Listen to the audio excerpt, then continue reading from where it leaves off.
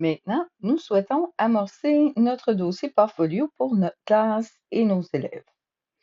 Nous venons ouvrir notre application OneDrive.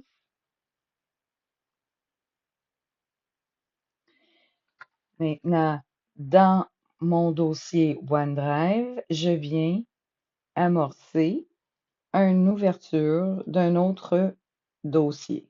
Sur le plus, je clique, j'ai différents choix.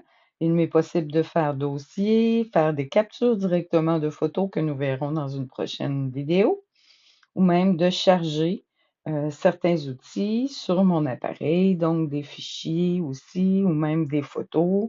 On va faire charger pour aller chercher dans la photothèque nos photos. Donc ici, je souhaite faire un dossier. Alors, ce dossier, je vais l'appeler Portfolio de ma classe Portfolio.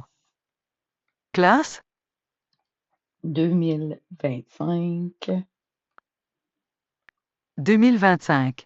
2025. Voilà, terminé.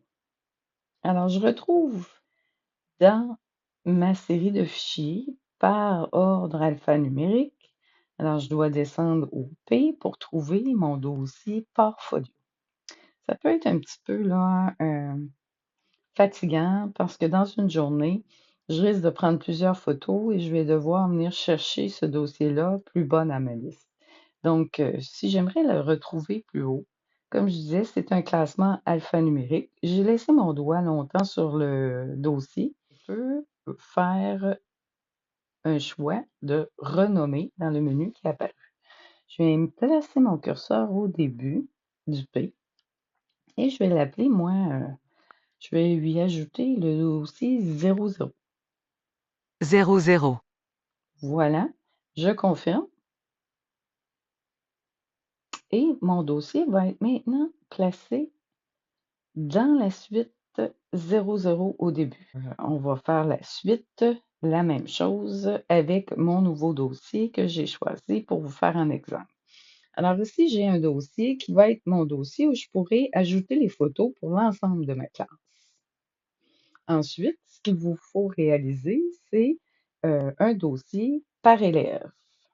Donc, je refais dossier et je vais faire mon dossier. Alors là, ça va être classé vraiment par ordre alphabétique. Alors, si je mets Isabelle,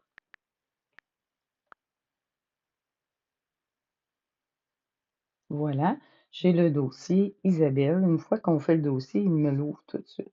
Maintenant, je vois bien, je suis revenue en arrière et puis j'ai le portfolio de ma classe et j'ai le dossier Isabelle. Donc, je fais la même chose pour tous mes élèves. Je réalise un autre dossier. Je vais faire le dossier Annie. Terminé. Ça m'ouvre le dossier Annie. Je reviens ici en haut à l'arrière pour revenir dans mon dossier maître de portfolio. Alors, j'ai Annie, j'ai Isabelle. J'arrête mon exemple ici pour l'instant.